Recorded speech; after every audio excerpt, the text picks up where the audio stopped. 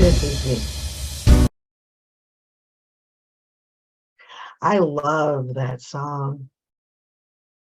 And sometimes I don't know if I love the song more than I love, or the video, or which one I love more. Because what it's saying, I feel like it's like the spiritualist theme song in a nutshell. Make no apologies. This is me. When we are moved out of fear and utilize fear to make our decisions to guide ourselves through the world, we tend to do things that shrink ourselves, sometimes harm ourselves, but definitely not loving ourselves. And when we do that, we're sending the message to others around us that it's not okay to be you. If it's not okay to be me, then it's definitely not okay for you to be you. And is that the message we want to share? A couple things I want to share with you that has happened over the past few months that have come sharply into my focus. The first one was a friend of mine. She was exhausted. Oh, she was exhausted. She was tired. She was get up there. She'd speak her mind, and she'd share her love, and she'd do all these things. And one day she found herself completely drained. And her decision was to completely shut down. I'm not going to take sides, she says. I'm just going to be neutral. Whatever. It's just whatever it is, because I'm exhausted and I am tired, and I'm tired of feeling like I'm being attacked and beat up. I'm sure, like those people in that video that we just saw. And she was feeling that way about herself, and she chose to just shrink, to go retreat within. And as the months went by of her choosing this new way of being, of not being really, she found herself, her friends questioning her family wondering what was wrong with her. She found herself even more isolated. You see, when she chose neutral, when she chose, I'm not going to do anything, when I'm not even going to express what I'm really feeling, because it doesn't matter what I feel. The people who loved her and were around her and supported her felt abandoned. And that's an interesting reaction, right? Why would they feel abandoned? Because she pulled her energy back and decided, I'm not going to be who I am. They felt abandoned because that energy that she was putting out there when she was being loving and kind and loud and her authentic self, they felt strength in that to also be their best selves. And when she pulled it back and retreated and started saying, forget it, I'm just not going to do it, they felt like, oh, so does that mean I'm wrong for feeling this way? Am I wrong for me too? Because they had looked up to her, they had respected her, they really trusted her opinions and her thoughts. They valued them even when they didn't agree with them. And when she retreated, they felt abandoned. And then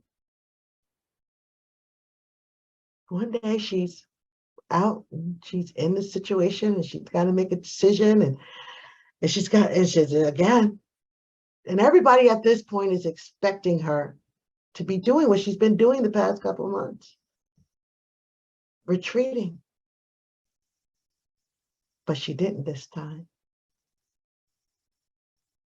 See, in that retreat, she found her voice and found that it was more important to be her authentic self than the fear of not being accepted. She also felt the loss of friends and family, because when she retreated, they retreated as well. And she came to the realization that no matter what, being authentic and true to herself was far more valuable, and actually surrounded her with more love and more support than trying to disappear and fade into the background. That loneliness was deafening and loud when she tried to be wallpaper. More deafening and loud and more depressing to her than when she was being herself. She realized that those that might have disagreed with her thoughts or her opinions were just engaging in conversation and discussion. And those that may have had ill intent and were trying to tear her down.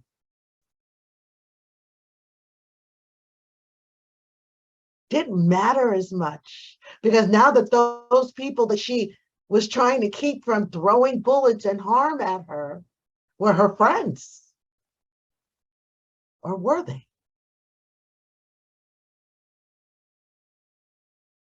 And the ones that she truly cared about and had truly cared about her had retreated. So were they never her friends?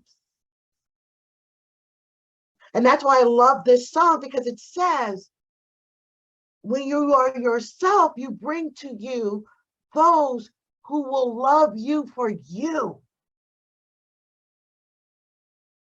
in good, in bad, in different, who will support you and sometimes give you some tough yuck when you might be doing or saying something you shouldn't be saying and doing. But they do it in love. And you may be stinging like, oh,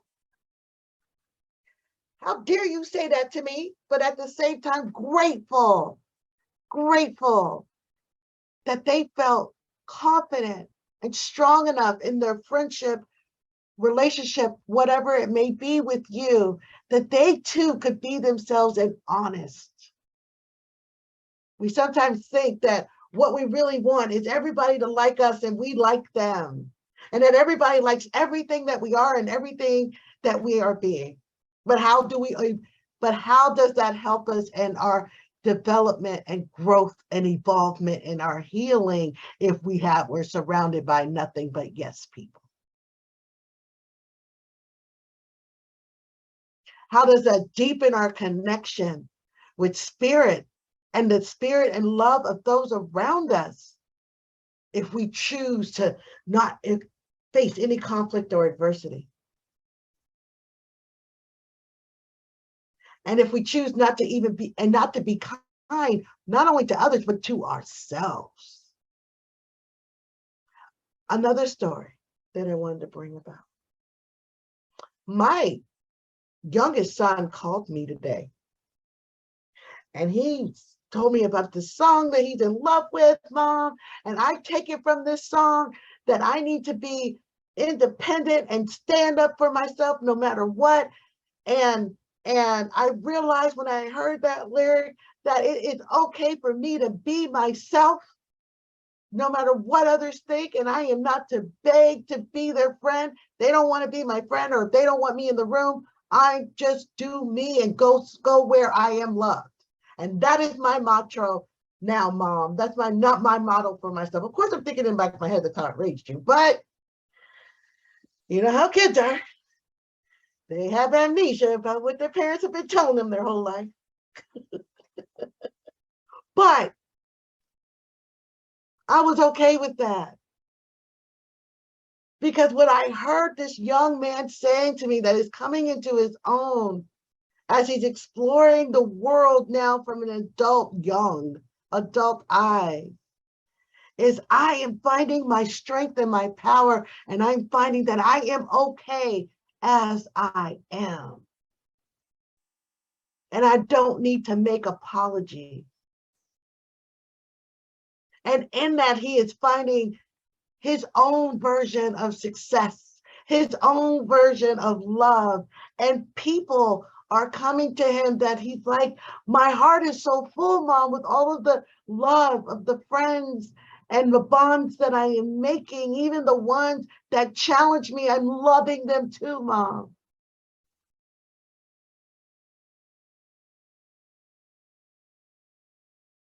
And then the final story that I want to bring is a cartoon that had passed around. It's the winter, the snow, we would snow heavily the night before, and the little kids are at school, and there's the little kid in the wheelchair, and the custodian's there, and he's shoveling the stairs. And the child in the wheelchair says, well, why don't you do the ramp first?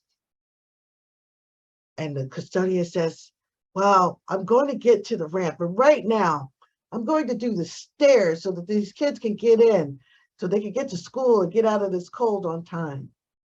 And one of the kids said, but if you do the ramp, we all can go in. And that brings us back to this is me. When we support and recognize and make space for and include those we deem as less than or have less than, then we all rise and become better. We all walk together with opportunity. Now, the custodian wasn't purposely being ableist. He was thinking, there's a majority of kids here who are standing with and not in a wheelchair, and there's only one of you in the wheelchair. So if I focused on the ramp, then I'm just focusing on you, not realizing that the ones walking can also walk up the ramp too. Didn't make that connection, and it took the innocence of a child to remind him, but we can focus on the one, because it helps all of us. Goes back to earlier, what I played earlier this evening at the beginning about Doctors Without Borders, and how they go into countries to bring health to all because they feel it's a human right. And they are listening to their inner drum. Because I'm sure they have parents and loved ones who are like, why are you going to that country with those people who are so sick and they're in turmoil and they're struggling, and you might actually, and they're doing it because they feel fear for their safety, missing the bigger picture of helping those who don't have the ability to help themselves helps us all. Being true and authentic to yourself helps the collective, the all. Even when there is conflict, even when we don't agree, even when we are, sometimes we're just, oh, I can't believe she said that to me. But even in those moments, it's our opportunity to evolve and grow and know ourselves to be true.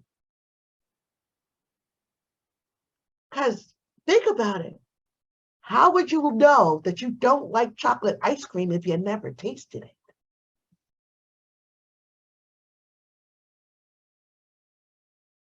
Sometimes we do need the quote unquote negative side. So we know what we want.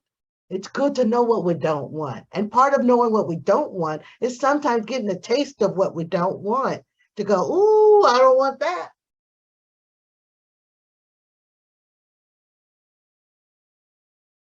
And when we get a taste of that, then that's part of our evolution and our growth to know where we should go and what we should do to be better, to strive to be the best beings that we can be. As I said last week, and I probably said millions of times before, you will be with you for eternity.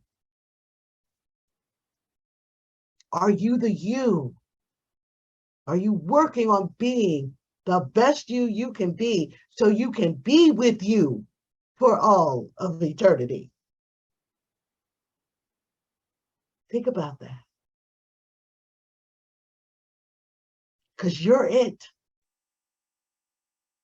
And when we transition to the spirit world, are you going to have spirits that are going to come around you, which I'm sure they will, no matter what mistakes you make? Trust me, I'm fairly sure they all come in to say hi, just to play.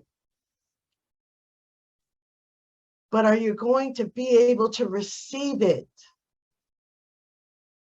Are you going to still be like, I don't like me, I don't know who I am, I don't want to know who I am, and I don't like them?